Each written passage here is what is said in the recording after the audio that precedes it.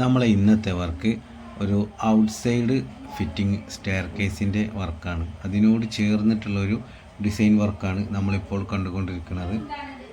ഈ സ്റ്റെയർ കേസിന് ഏകദേശം ഒരു 4 ഭാഗങ്ങളായിട്ടാണ് സ്റ്റെയർ വരുന്നത്. ഒരു കട്ടിംഗ് ഷേപ്പിലാണ് ഈ സ്റ്റെയർ കേസിൽ ഹാൻഡ് റെയിൽ നിർമ്മിക്കേണ്ടത്. കസ്റ്റമറെ ആവശ്യപ്രകാരം ഔട്ട്സൈഡാണ് ഈ സ്റ്റെയർ കേസിന് വേണ്ടത്.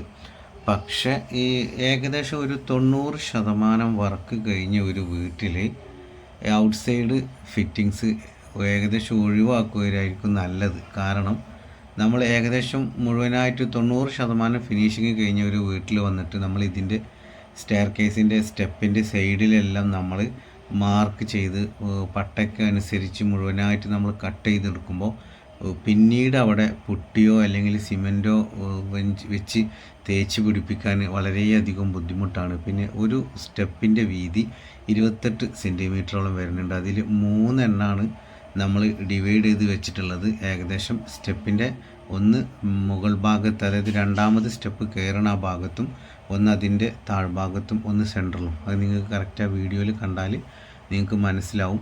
ഏകദേശം ഇതിനൊരു 8 ലെങ്ത്ത് പൈപ്പ് ഇതിന് നമ്മൾ ഉപയോഗിച്ചിട്ടുണ്ട്, 1 ഇഞ്ചിൻ്റെ. അതുപോലെ ടോപ്പിൽ 2.5 ഒരു പൈപ്പുമാണ് വെച്ചിട്ടുള്ളത്.